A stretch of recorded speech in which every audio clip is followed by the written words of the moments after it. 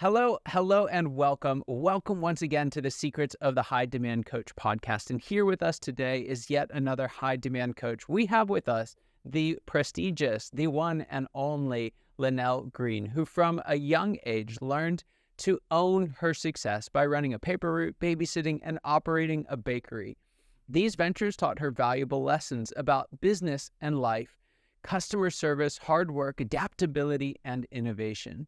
They laid the foundation for her CEO mindset. We're going to dive into that here in just a moment, where waiting for solutions wasn't an option. She created opportunities. And as she grew as a leader, she realized this mindset isn't just for CEOs. It's crucial in all leadership roles. It's about strategic thinking, long-term goals, and seizing opportunities. Well, Lynell, I'm so excited to have you on the show. I think it's going to be a fantastic conversation. I like to set these up with a little bit of a definition, just to make sure we're all talking about the same thing, because CEO mindset can mean a lot of things to a lot of folks. Would you mind defining for us what a CEO mindset is? Great. Well, Scott, you gave me this wonderful, amazing introduction, which really did include some of the foundational principles that I actually honor in the CEO mindset. And to your point, I believe it's for everyone. We all are the CEOs of our own personal journey. So even if you don't think you're the boss, you are the boss of you. So it starts there. It really starts with us owning that we're in charge of our own growth and development.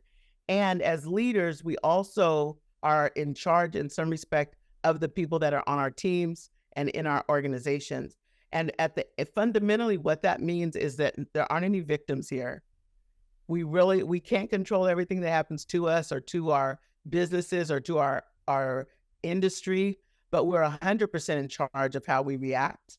And I find that fundamentally, it's a past, present, future phenomenon that you need to learn from the past, you need to execute well in the present, and you need to have a clear vision for the future. And I find that if you can embrace that that is the CEO mindset fundamentally, having your arms around all three of those dimensions of leadership. That's so good. And this question's a little bit obvious, but we're going to dive into it a little bit deeper. The CEO mindset is not just for CEOs, right? So how deep in the org chart should it go? Well, to me, if I'm the CEO, I'm 100% responsible for how the organization goes. So if I'm a janitor, and not that we're thinking that that's a bad thing. I love janitors. I need them, and I'm glad that they're there. But if you have the team that's responsible for cleaning your building, and they own that, and are taking pride in that, and are looking for creative ways to do that better, more efficiently, more effectively, that's going to be a very different team with very different results than if you're just handing them a bucket and say, keep the bathrooms clean and get things off the floor. So I think every level of the organization needs to understand that they own whatever lane that they've been given. And that ownership has to have the authority for them to be creative and entrepreneurial. And I think that's the critical component, is that some leaders don't know how to give that power away, so to speak, and let people own their lane. Like, really, we think leadership is about people following us, but it really is about people discovering their own journey more so, in my view. That's so good. You mentioned almost in passing, taking pride in the work that they do. And I'm actually very passionate about work and the nobility of work, right? Just in and of itself, whatever the job is, I think there's an opportunity in every job to experience the nobility that is inherent in good work. And so why do you think it's so hard for so many people to take pride in their work? That's a great question, Scott. I did a workshop at Facebook a few weeks ago. And one of the things, since tech started having layoffs, there's a lot of job insecurity, et cetera, and people are trying to survive. So you get into survival, very few of us do our best work in survival mode. And if we're not careful, we begin to work inside of a survival work ethic, which very few of us can excel in that environment, because in my view, our brains don't work well as well as they could. So that notion of nobility and work really does require us to manage ourselves from an emotional intelligence perspective and continue to do excellent work regardless of what the environment is saying, regardless of potential layoffs. Will you get laid off? Maybe. Will you get a new manager? Will you get part of a reorg? Will, you lose your funding? Like, who knows? Maybe. Yeah. You can still do excellent work and honor the nobility of work given whatever circumstances come your way. And I think people feel at times when circumstances come that they now have an excuse not to do excellent work and not to honor, to your term, the nobility of work. Yeah. It's kind of like when you stop and think about it, it's if you don't do that, what do you hope to gain, right? Like let's say the worst thing does happen and you are let go through no fault of your own, and you've just been busting and giving your very, very best to everything that you have. What folks don't recognize until they're in that experience in that role is how much momentum you carry into your next job. If you spent months and months just driving and working and being the very best version of yourself and it doesn't work out, it's frustrating, right? It's a huge setback and it's a challenge, but you're able to take and just continue that work ethic, that application. We had folks who started, who had a ton of potential, but that potential wasn't being utilized in their previous work. And so they let that convince themselves to just kind of dial it back. And then they came and worked for us, and we would do a lot of what you're talking about and open it up and say, hey, take ownership. But there were so many habits just ingrained in the way they showed up that some of them made the leap. Don't get me wrong, some of them, but it was hard, right? It's really, really hard to build those back. And so I love in your answer, it was all about what we can take ownership of. You're not waiting for management to change something. You're not waiting for the certainty to come. There's something that we can each do right here and right now. Would you agree? Absolutely, Scott. Very well said. And that one word that I love, that I talk about all the time, and it's habits. If you're trying to fly below the radar, trying to just stay out of trouble, so to speak, because of whatever's going on in the workplace, you're now creating habits that have you, in my views, have a mediocre work ethic. You have a work ethic, and you're in charge of how well you continue to build on that and how efficient you are, not like a machine, but understand that if you're going to run a business or be part of a business, that you want to do your best work. And you can't do that if you're trying to fly below the radar, do mediocre work, get away with as much as you can. All of those things, that you're outsmarting yourself if you at all honor any of those principles as a mindset. Yeah. You brought up earlier just the need for creativity and that entrepreneurial kind of approach to problem solving. And then you talked about the need for leaders to create the space for that to happen, to give that away, to give that. What are some things, maybe deeper on that, or in addition to that, that might prevent the CEO mindset from taking root in an organization? Well, I love that question. I think that some leaders are insecure and they actually feel threatened if their team members are owning it or maybe coming up with ideas that they didn't think of or that they feel are too risky to implement and execute. So in order for you to create a CEO mindset, you have to be secure as a leader. Yeah. And you have to give the people on your teams the space to make mistakes. If they know they don't have the space for failure, yes, we want people to fail fast, but some failure isn't fast. Sometimes you have to implement it and take it, a little bit further down the road before you realize, wait a minute, we need to pivot here. And it needs to be a safe space for that type of entrepreneurial spirit in order for you to continue to build a climate and culture where people feel safe doing that.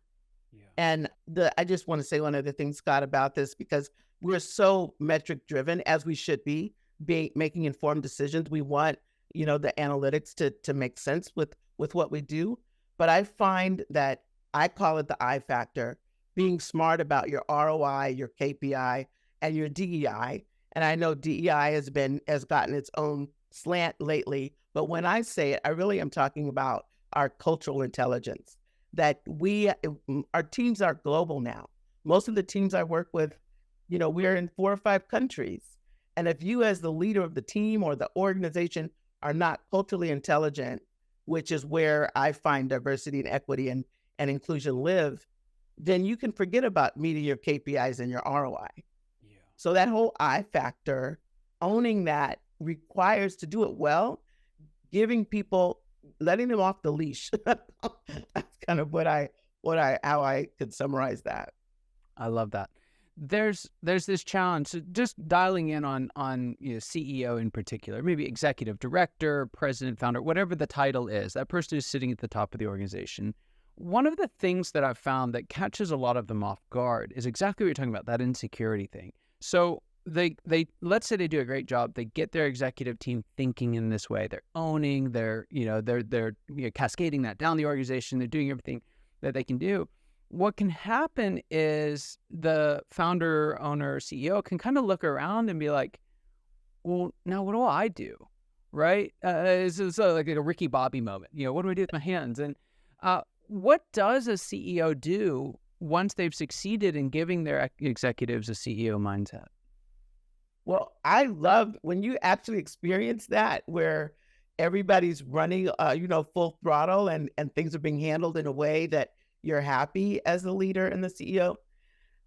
Fundamentally, that, I did that past, present, future. What the leader needs to constantly have their mind on is the future, because if you've empowered your team, but you're not clear about the vision and where you're going, especially as quickly as tech is moving, AI is, our partner now in helping us be creative even faster. There's all of these components now that and then the world has gotten smaller with technology. So I find that if CEOs are spending their time, like what's going on in your competitive marketplace, just like a lot of these smaller companies in particular, they interrupted somebody else. They were disruptors. Well, there's a disruptor coming for you. And they're probably already in their garage working on their business model. Tinkering away at something. Pay attention. And as the leader, you're paying attention to when we do the SWOT analysis, I find it's fun to play with our strengths and cheer ourselves on. We should. But those threats, I find that great leaders they're unapologetic for looking at the threats, being honest about those, looking at disruptors. Do we want to partner with those disruptors? That's a common phenomenon, but it's not if you let them get too big where they can actually start nipping at your heels. So that's what I find leaders, they should be spending their time on, helping their leaders continue to grow their teams, but also looking at the bigger picture. I say staying in the helicopter, looking at the bigger view.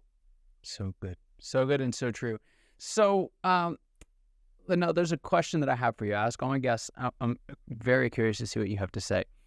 What would you say is one of the biggest secrets or the biggest secret that you wish wasn't a secret at all? What's that one thing you wish everybody watching or listening today knew? Yeah, well, this is probably going to sound a little interesting, but that whatever they're doing right now, they're not going to be doing forever. It's temporary. The people you're working with, the job you're doing, for most of us, we're not going to die in the seat we're in. We're going to continue to evolve and grow and develop. So you want to treat what you're doing right now as a season. And it's just like if you were harvesting anything, you want to maximize the harvest of that season. But that also means you have to be willing to plant and water and fertilize and then harvest. And you might stay in this job or this role another cycle, but you want to realize that and that your people will not be with you forever. Right. One of the things that happens when you're building a team where you're encouraging entrepreneurship is people find other ventures and other things. You want to celebrate that. So be able to celebrate your season and celebrate the seasons that of your team and your executive team and everybody that's helping you accomplish what you're committed to accomplish. Mm-hmm. So good. So good. And now there's some folks listening and they'd love to work with you. They'd love to have you come in and talk to their team. How can they find out more about you and the work that you do? Where can they reach out to you? The best thing is to go to my website and subscribe, and you can send me a note if there's something in particular that you have in mind. And we're, my team, we're great at following up. So it's lynellsplace.com. Fantastic. We'll get that in the show notes for everyone. Check it out. It's a great website, great resource. Lynell, fantastic wisdom. I just loved every bit of it. Thanks so much for being on the show. Really appreciate having you here. And for those of you who are watching and listening, you know that your time and attention mean the world to us. I hope you got as much out of this conversation as I know I did, and I cannot wait to see you next time. Take care.